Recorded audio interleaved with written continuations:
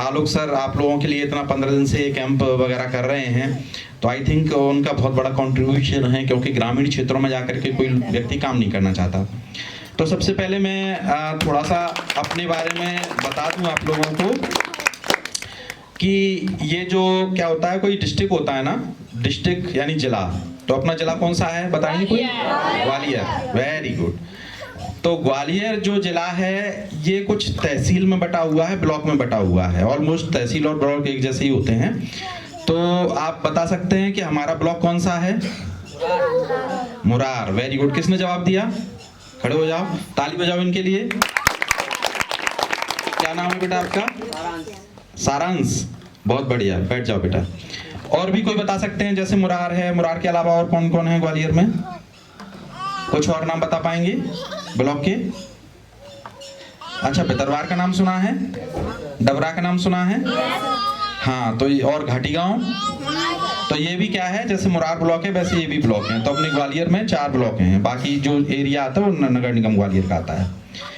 तो ये जो मुरार ब्लॉक है इसमें जैसे जिले में कलेक्टर बैठते हैं ना, हेड होते हैं, head of the administration collector होते हैं। उसके बाद एसपी होते हैं पुलिस के लिए, है ना। फिर उसके बाद जो अन्य डिपार्टमेंट के हेड होते हैं। तो वैसे ही अच्छा। तो बच्चों के लिए ये मैं कुछ बच्चों से सवाल भी पूछूंगा ना, तो जो सबसे सही बताएंगे उन बच्चों को मेरी तरफ से ये चॉकलेट्स भी रहेंगे। तो ये अभी सारांश ने सही बताया था ना, तो इसको एक दे दें चॉकलेट। किसी को कोई दिक्कत तो नहीं है? या सर ने इसको दे दी, मुझे नहीं दी, अभी देंगे आपको, ठीक है? ये लो, ताली बजाओ सब इसके लिए। तो ऐसे ही हमारे पूरे जिले के प्रमुख होते हैं, इनको कहते हैं जिला कार्यक्रम अधिकारी महिला बाल विकास। वो पूरे जिले के महिला बाल बच्चों से और महिलाओं से संबंधित जितनी भी संस्थाएं चलती हैं, जितने भी कार्यक्रम चलते हैं, जितनी भी बेनिफिशियरी स्कीम चलती हैं, उनकी सुरक्षा के लिए जितने भी कार्यक्रम चलते हैं सबको वो लीड करते हैं, ठीक है। वैसे ही क्या ब्लॉक पर जो होता है, तो जैसे हमारे जो प्रशासनिक मुखिया होते हैं ब्लॉक के, वो SDM होते हैं, और महिला बाल विकास की तरह जैसे जिले में DPO होते हैं वैसे ही CDPO होता है ब्लॉक लेवल पर। तो मैं जो हूँ मुरार ब्लॉक का CDPO हूँ, ठीक है। तो महिला बाल विकास से संबंधित मुरार ब्लॉक की जितनी भी योजनाएं हैं, जितने भी कार्यक्रम हैं, जितनी भी संस्थाएं हैं, उनके सबके लिए मेरा कंट्रीब्यूशन रहता है। मैं उनको सपोर्ट सिस्टम के तौर पर काम करता हूँ, ठीक है। तो यहाँ तक बात समझ में आ गई।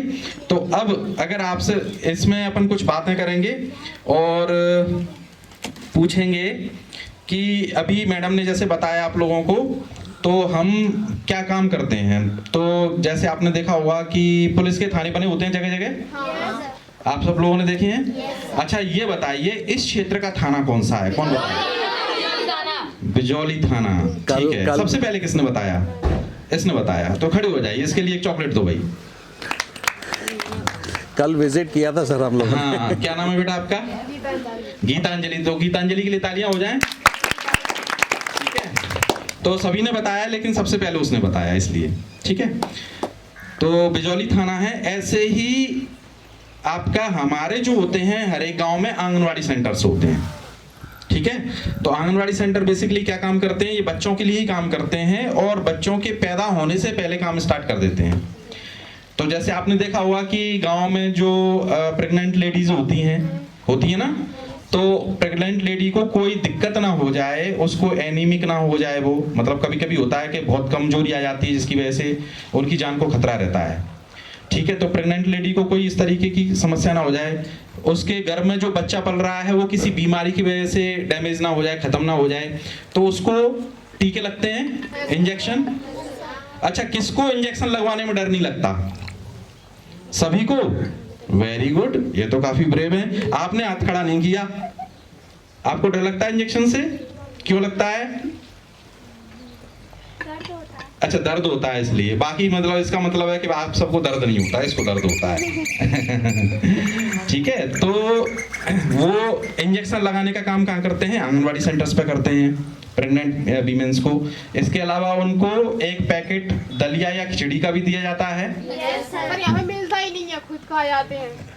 यहाँ पर नहीं मिलता है, कुछ जगह समस्याएं हो सकती हैं, बिल्कुल मैं मना नहीं कर रहा हूँ, पर यहाँ पर नहीं मिल रहा है। तो आपने कंप्लेंट कभी की इस चीज़ की? बहुत बार। किससे?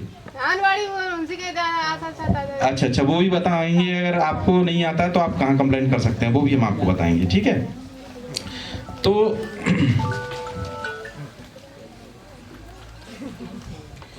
पर ये है कि हाँ, कहीं समस्याएं हो सकती हैं, क्योंकि हम सब जगह नज़र रखना थोड़ा मुश्किल होता है, बहुत बड़ा एरिया है। पर ऑलमोस्ट जो है लगभग 80% 90% जो जगह है वहाँ ये सब चीज़ें होती हैं। और उसका रिजल्ट है कि अपने यहाँ पर कुपोषण जो है बेहद कम है। मतलब अगर अपन कंपैरिजन करें जैसे श्योपुर से या मतलब कंपैरिजन करें अशोकनगर से या शिवपुरी से, उसके मुकाबले ग्वालियर में कुपोषण काफ़ी कम है। आपने कोई ऐसा देखा है कि कोई बहुत दुबला पतला बच्चा हो, कि ऐसी कोई महिला हो जो बहुत दुबली पतली हो, जो चल ही नहीं पा रही है, ऐसी देखी है? बहुत बार। कितनी बार देखी हैं आपने? आप बता दी 2-4 के नाम तो पता नहीं यार, मैं दुबली पतली का मतलब क्या है? अच्छा ये बताइए, 18 साल तक के बच्चे का वजन कितना होना चाहिए एक एवरेज? कम से कम 40 किलो तो होना चाहिए। 40 किलो होना चाहिए। तो आपने कभी कंपेयर कि 21 साल की अगर कोई महिला तो उसका वजन कितना होना चाहिए? तकरीबन 45 से 50 के बीच। 45 से 50 के बीच होना चाहिए। तो आपने कभी ऐसे कमजोर व्यक्ति को वजन देखा है कि उसका कम है इससे? कुछ नहीं, अगर उसको तोला जाए तो मेरे ख्याल से 45 केजी तो आराम से निकलेगा उसका, है ना? मेरे ख्याल से वो 18 का भी नहीं है, उससे कम है ना? तो कहने का मतलब है हम कुछ अगर इस तरीके की चीज़ें अगर आपकी नॉलेज में आती हैं तो मैं आपको एक नंबर दूंगा, उस नंबर पर आप हमें बता सकते हैं। मैं जब आपको जाऊंगा तो आपको बता के जाऊंगा। उस नंबर पर आप बता दीजिए कि कोई महिला या कोई बच्चा बहुत गंभीर रूप से कुपोषित है, उसका वजन कम है, उसकी हाइट उस हिसाब से नहीं बढ़ रही है ना, तो आप ये बता सकते हैं। इसके अलावा आपने देखा होगा कि ये सारी बच्चियां हैं, इन बच्चियों में से किसी को लाडली लक्ष्मी योजना का नाम सुना है आप लोगों ने? आप में एक मिनट, आप में से कितनी बच्चियां हैं जो लाडली लक्ष्मी योजना के नाम है जिनका? सर मेरा नाम है, सर मेरे कागज रिजेक्ट कर दो, बहुत पुराना है। सारी समस्या मुझे आपके साथ ही लग रही हैं। ठीक है, क्या है, अगर केवल आप समस्या पर ध्यान रखेंगी तो समाधान कभी नहीं मिलेगा बेटा, है ना? तो उसमें कोई रीजन रहा होगा, ऐसे ही नहीं है। अच्छा, कितने बच्चियां हैं लाडली लक्ष्मी यहाँ पर, है ना? तो आपको पता है, बाकी आपके बड़े भाई बहन है क्या कोई? और आपकी कोई बहन भी है? बहन की बनी है, आपकी बनी है। अच्छा, और किसकी इसकी बनी है? आपकी बनी है? आपकी बनी है? आप हाथ खड़ी नहीं कर रही? अच्छा, आपकी बनी है? नहीं बनी। आपकी भी कोई बहन है क्या बड़ी? अच्छा, उसकी बनी है? आपकी बड़ी बहन है कोई? उसकी आप अकेली हैं? फिर भी नहीं बनी आपकी? कहाँ रहती हैं आप? अच्छा ठीक है, अभी मैं जब बैठूंगा तो अपना नाम बताना मुझे, है ना? तो लाडली लक्ष्मी में अभी आप ये बताइए कि कितनी बच्चियां हैं जो क्लास में आ गई हैं? 6वीं क्लास में कितनी हैं? 6वीं क्लास में 2, और 8वीं में? अच्छा, आपको 6वीं क्लास की छात्रवृत्ति मिली थी क्या? पैसे आए थे, किसी को मिले थे? किसको मिले थे पैसे? 9th में आ गए और आपको नहीं मिला, आपका लाडली का प्रमाण पत्र बना है? ठीक है, आप ही नाम नोट कराना। ठीक है, तो चलिए, इस तरीके से अगर बात हो रही है, कुछ समस्याएं भी निकल के आ रही हैं, तो लेकिन ज़्यादातर बच्चों को के सर्टिफिकेट्स भी बने हैं और ज़्यादातर बच्चियों को छात्रवृत्ति भी मिली है। बच्चों के लिए लाडली लक्ष्मी जैसी कोई योजना नहीं है लड़कों के लिए। अब हम सरकार से कहेंगे कि इनके लिए भी एक लाडला लक्ष्मण करके कोई योजना इस तरीके की लेके आए जो बच्चों के लिए भी भाई लड़कों को भी तो मिलना चाहिए ना। ठीक है, तो ये बेसिकली क्यों योजना लागू की गई थी, इसका कारण ये था कि हमारे यहाँ पर जो सेक्स रेशो, अच्छा अब एक चॉकलेट उसके लिए जो ये बताएगा कि लिंगानुपात या सेक्स रेशो क्या होता है। कौन बताएगा लिंगानुपात क्या होता है? Who will tell me? किसी ने सुना है कभी? अच्छा, ऐसे समझ लो, एक साल में 1000 बच्चों पर जितनी बच्चियां जन्म लेती हैं, 1000 मान लो 1000 लड़के हुए, उनके अगस्त में लड़कियां कितनी हुई हैं? क्योंकि लड़के होते हैं तो लड़कियां भी तो होती हैं ना, उससे दुगनी होती है लड़कियाँ। दुगनी होती हैं। लेकिन अपने ग्वालियर में ऐसा नहीं है बेटा। अपने ग्वालियर में क्या है, अपने ग्वालियर में 877 मतलब 1000 लड़के होते हैं, उनके विरुद्ध में 877 लड़कियां होती हैं। ठीक है, तो ये हाँ, ये रेशो बीच में थोड़ा सुधरा भी, फिर दोबारा से कुछ डाउन हुआ है। तो यानी लड़कियां कम होती हैं, इसका मतलब ये है कि 133 जो लड़के हैं वो, उनको लोकल में शादी के लिए कोई लड़की नहीं मिलने वाली। ठीक है, अगर 1000 लड़कों पे, और उसका रीजन क्या है, क्योंकि हम कहीं ना कहीं लड़कियों को क्या करते हैं, मार देते हैं। लड़कियों को मार देते हैं, लड़कियों को अच्छे से ट्रीट नहीं करते। अच्छा, ऐसा क्यों करते हैं, कौन बताएगा मुझे? शादी नहीं करनी पड़े। ऐसे बच जाए, पढ़ाई नहीं करनी पड़ेगी उनकी। Very good. और उनका नाम खराब होता है। कैसे? ये वाले घर में बच्ची पैदा हुई है। ऐसे नाम खराब होता है। हमारे घर में नहीं हुई। अच्छा, इनसे दूर रहो, हमारे घर में भी लड़की पैदा हो जाएगी। अरे वाह, ये तो संक्रामक बीमारी जैसा बता रहे हैं। नहीं सर, होता है ऐसा होता है सर। होता है ऐसा? लड़कियों को पढ़ाना। अच्छा, हाँ, ये बिल्कुल आप लोगों ने सही कहा कि लड़कियों को, अच्छा लड़कों का क्या होता है कि लड़कों को तो छोड़ दो, हाँ सर। ठीक है, ये तो जाएंगे, कुछ भी कर लाएंगे ये, हैं? लड़कों का कोई डर नहीं है, और लड़कियों का डर होता है कि ये घर से रात के अंधेरे में कहीं बाहर ना जाए और ऐसा कुछ हो जाए, उसके साथ कुछ गलत ना हो जाए, ये डर रहता है समाज में, कहीं हमारी इज्जत खराब ना हो जाए, ऐसा ना, यही सब सोचते हैं। अच्छा, अगर कोई लड़की अकेली जा रही है शाम के समय और उसके आसपास कोई नहीं है, उसे डर लग रहा है और अगर उसे हेल्प चाहिए तो वो क्या करेगी, कौन बताएगा मुझे? फिर उसके पास फोन होगा तो अपने भैया को फोन होगा। अपने भैया को फोन लगा लेगा, मान लीजिए भाई नहीं है उसके, फिर पापा को लगाएगी, पापा को लगा लेगी, और अगर पापा भी कहीं बाहर काम करते हैं फिर मम्मी को लगाएगी, मम्मी को लगा लेगी। अब मम्मी के पास फोन नहीं हुआ, फिर घर में एक ही फोन हुआ तो आसपास वाले को लगाएगी। लेकिन ये सटीक आंसर नहीं है, एक चॉकलेट अभी भी रखी हुई है, कौन सही बताएगा? हेल्पलाइन पर नंबर लगा लेगी। कौन सी नंबर की हेल्पलाइन? 1098। अच्छा, तुम्हें तो चॉकलेट मिल चुकी है ऑलरेडी, तो अब तो नहीं दूंगा मैं।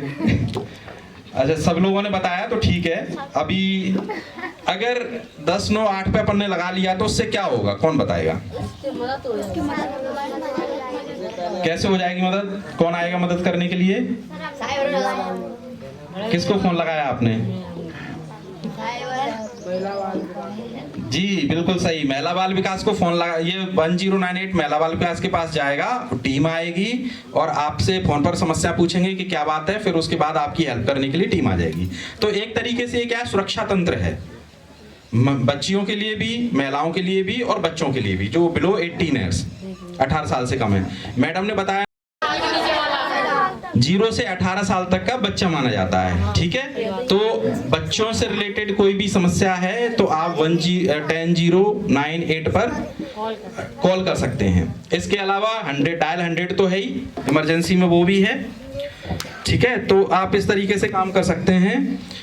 अगर मान लीजिए कोई, अभी जैसे मैडम ने बताया कि किसी के माता पिता बच्चे के खत्म हो गए, है ना, अब उसकी हेल्प आप लोग करना चाहते हैं, उसके पास कुछ भी नहीं है, रहने के लिए जगह नहीं है, खाने के लिए खाना नहीं है, ये सब चीजें आप करना चाहते हैं, तो क्या करोगे आप लोग?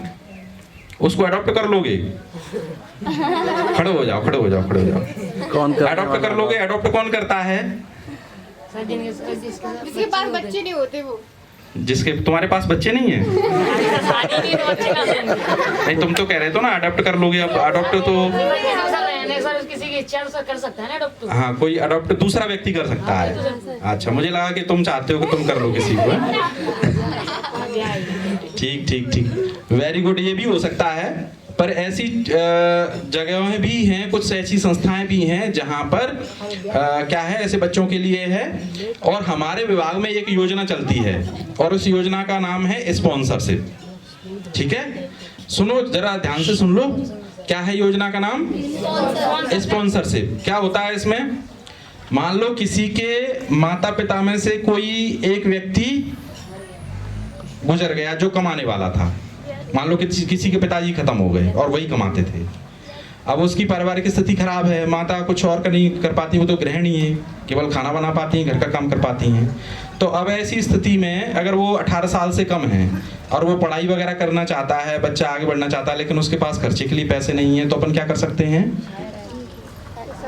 उसको स्पॉन्सरशिप योजना का लाभ दे सकते हैं। अगर आप लोगों को मैं बता दूं, अगर आपकी नॉलेज में ऐसा कोई बच्चा है तो आप भी उसको बोल सकते हैं। उसका जो फॉर्म है वो हमारे यहाँ पर आपको महिला बाल विकास का ऑफिस है मुरार में, आप जो ब्लॉक है मुरार ब्लॉक जहाँ लगता है, हाँ, तो उसमें आप आकर के वहाँ पर एक आवेदन भरा जाता है। उस आवेदन की भी कुछ कंडीशंस हैं, जैसे कि उसका जॉइंट अकाउंट होना चाहिए अपनी माँ के साथ में या जो भी उसका पेरेंटल बॉडी है उसके साथ में, और जॉइंट अकाउंट के अलावा उसका आधार बना होना चाहिए, और अगर वो उसका बीपीएल कार्ड हो तो भी आप लगा सकते हैं, नहीं भी हो तो भी चलेगा, ठीक है।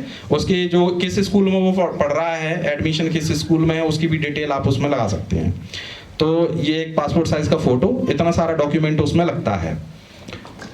उसके बाद आवेदन कर देंगे तो उसमें आपको हर महीने 4,000 रुपए की राशि मिलेगी, लेकिन शर्त वही है कि वो बच्चा ऐसा हो जिसके पास उसके जो पेरेंट्स हों उसके आजीविका का कोई और साधन ना हो, ठीक है। तो कोई नौकरी वगैरह नहीं करते हो कहीं से और कोई ऐसा सुविधा नहीं हो, गरीबी रेखा के नीचे आते हो, बड़ी मुश्किल से गुजर बसर कर रहे हो, ऐसे लोगों को उसका लाभ मिल जाता है। अब मान लीजिए उसके माता पिता दोनों ही नहीं हैं, तो फिर क्या है, तो फिर एक और योजना चलती है मुख्यमंत्री बाल आशीर्वाद योजना। तो उसमें क्या है कि उसमें भी इतनी राशि मिलती है, और लेकिन उसमें क्या होता है, किसी तीसरे व्यक्ति को जो उसकी देख रेख कर सकता है, ऐसे व्यक्ति को उसका केयर टेकर बनाया जाता है। जैसे उसका कोई रिलेटिव हो सकता है, अगर रिलेटिव भी नहीं है तो कोई पड़ोसी हो सकता है, कोई जान पहचान वाला हो सकता है, कोई एनजीओ वाला भी हो सकता है जो उसको ले सकता है, और उसकी देखरेख के बदले में उसको शासन के द्वारा राशि दी जाएगी। तो अगर आपकी नॉलेज में ऐसे बच्चे आते हैं या कोई आपके रिश्तेदार आते हैं कोई भी, तो आप ऐसे बच्चों का डेफिनेटली उनको बताएं कि सरकार के द्वारा ऐसी योजना भी चलाई जा रही है, ठीक है।